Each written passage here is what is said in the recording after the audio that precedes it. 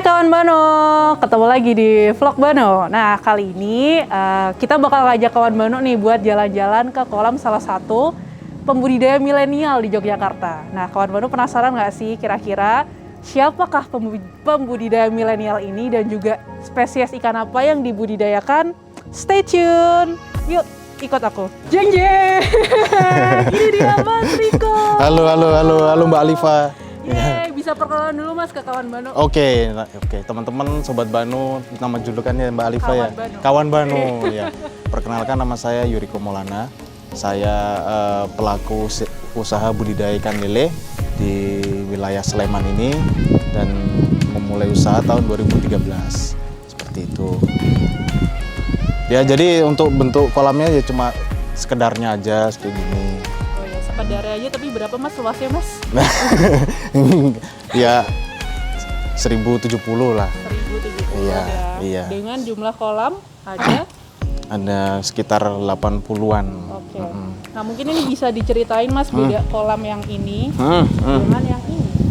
Oh, yang di atas ini dengan yang bawah sini ya. Untuk sobat Bano sekalian, di sini memang saya membagi Sidokarto Fish ini ada dua bagian. Yang satu ini untuk bibit dan yang satu ini untuk budidaya ikan konsumsi. Jadi seperti itu. Kenapa saya membaginya menjadi dua? Mungkin pertanyaan dari teman-teman Bano seperti itu ya. Karena bibit ketika kita itu mengurusi bibit, kita memerlukan movingnya cepat. Jadi saya memerlukan kolam-kolam yang pendek-pendek seperti ini. Mungkin sobat Bano bisa melihat. Dan untuk akses airnya pun lebih gampang diakses seperti itu. Nah, kawan Bano tahu nggak yang bikin menarik lagi di kolamnya Mas Riko ini adalah nggak bau sama sekali. Nah, mari kita tanyakan kepada Mas Riko apa rahasia kolam lele yang biasanya bau, amoniaknya ini sama sekali nggak bau. Apa itu Mas rahasianya? Oke, ini pertama kita memerlukan bantuan probiotik ya Mbak Alifa ya. Probiotik. Ya, karena kan itu sebagai pengurai amoniak lele supaya air itu tidak bau seperti itu, dan juga treatment hariannya misalnya kayak pengurangan amoniak dan juga pemberian garam. Selain habis itu jangan lupa sinar matahari Mbak. Kita perlu adanya sinar matahari ini karena untuk membantu pembentukan mikroalga ini yang kayak hijau-hijau seperti ini Mbak. Seperti ini. Ini tuh sebenarnya pakan alami untuk lele itu sendiri. Pakan alami. Jadi kita memunculkan makanan dari kolamnya langsung. Kalau lele itu kalau nggak butuh azola ya Mas? Azola itu sebenarnya pakan tambahan Mbak. Pakan tambahan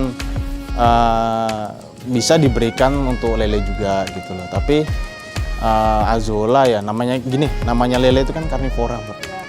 Karnivora, dia memerlukan protein. Kalau misalnya dari protein nabati itu mungkin agak sedikit lambat Mbak ya. Sebenarnya kan kita perlu protein hewani seperti itu. Betul. Iya. Makanya full pellet ya Mas? Iya betul. Tapi buat teman-teman juga untuk pelihara lele nggak melulu soal pelet kok.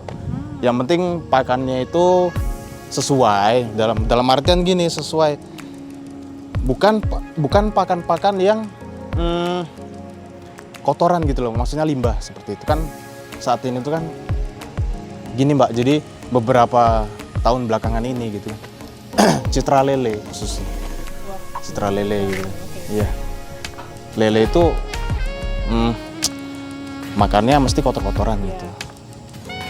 Si penikmat lele ini kan otomatis mikir nih, wah ternyata lele itu makanannya kotoran tuh. Gitu. Jadi stigma di masyarakat gitu loh Mbak. Kalau lele itu adalah hewan kotor gitu. Padahal tidak seperti itu gitu loh. Ini menarik banget nih Mas. Karena tuh kemarin Mas waktu saya juga ngejual lele di kolam risetnya Bano, itu ditanyain sama si pengepulnya, Mbak ini dikasih pakannya apa gitu. Nah itu saya mikir kenapa kok ditanya. Ternyata ada ini ya Mas, faktor ya. Nah itu mungkin bisa diceritakan Mas dari segi purna jualnya mungkin ya kalau bahasa kerennya sekarang gitu ya. Purna jual. Karena memang ikan lele yang menggunakan pakan, misalnya maaf saya sebut bulu ayam atau kotoran ayam, kotoran puyuh, selain itu ayam tiren, itu mesti susutnya itu dia lebih jauh ketimbang menggunakan pelet, Mbak. Karena dia tidak jadi daging seperti itu, dia hanya berupa gajih yang mungkin orang-orang menyebutnya ya. Jadi seperti itu. Jadi tekstur dagingnya itu tidak padat seperti dia menggunakan pelet. Gitu. Bukan berarti saya mendewakan pelet ya, Mbak. Tapi memang kenyataannya di lapangan seperti itu. Ikan lele khususnya yang menggunakan pakan pelet itu dia cenderung susutnya itu lebih sedikit. Misalnya susut ini maksudnya kayak gini ya, Mbak. Misalnya Mbak Alifa beli lele di saya 1 kuintal 100 kilo. Ketika Mbak Alifa itu bawa pulang, ditimbang itu nanti masih kisaran di angka 95 misalnya kayak gitu. Tapi ketika kita menggunakan pakan limbah, itu tuh bisa cuma sampai 90 kilo, 85 kilo, seperti itu, Mbak. Beda ya, Mas. Itu beda. Serap proteinnya. Iya, seperti itu, Mbak Alifa. Nah, jadi Gitu. mungkin bisa diberitahu Mas ke kawan Bano kalau ikan lele itu aman sebenarnya. Iya, Ya, Mas. buat kawan-kawan Banu gitu kan. Lele ini sebenarnya aman untuk kita konsumsi. Walaupun lele ini yang kawan Banu konsumsi masih menggunakan, misalnya ya, mengkonsumsi pakan-pakan yang kurang proper itu tadi. Sebenarnya itu masih aman. Hanya saja gitu kan. Mungkin kandungan daging itu yang membedakan. Karena kandungan apa yang dikandung sama daging lele ini ketika dia makan pelet dengan yang makan limbah-limbah itu pasti berbeda. Sama halnya kayak manusia gitu loh, Mbak. Jadi ada manusia yang mungkin yang suka makan yang misalnya yang gimana ya, yang berlemak-berlemak dengan gorengan-gorengan, dengan yang orang yang suka makan rebusan-rebusan seperti itu. Jadi analoginya seperti itu, teman-teman. Gitu. Tapi lele ini aman kok untuk dikonsumsi. Seperti itu.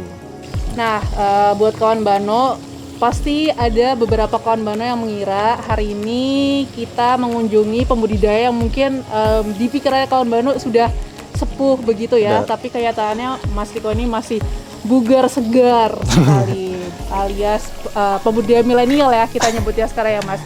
Nah, mungkin ada pesan atau tips dari, kan banyak nih Mas sekarang pemuda-pemuda yang mungkin bingung gitu gimana cara memulai bisnis, apalagi juga di perikanan mungkin masih hal yang belum asing gitu ya. Masih asing gitu ya. Mungkin bisa dipersilakan. Oke, buat sobat Banu gitu. Sobat Banu apa kawan Banu nih, Mbak? Banu. Sahabat Banu ya. Kawan Banu ya.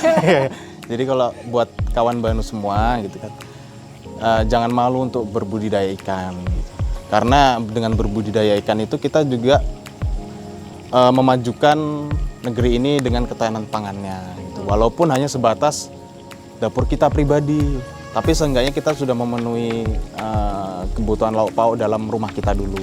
Selebihnya kalau misalnya memang mau profit oriented ya kita buat kolam tapi dengan dasar-dasar yang kita harus punya juga, dalam artian gini, ketika kita budidaya ikan kita pasti juga harus berkenalan gitu loh dengan karakteristik ikan, sifat-sifatnya, penyakitnya itu seperti apa. Jangan sampai kita hanya dibenturkan masalah sekali habis itu kita sudah loyo, jangan seperti itu.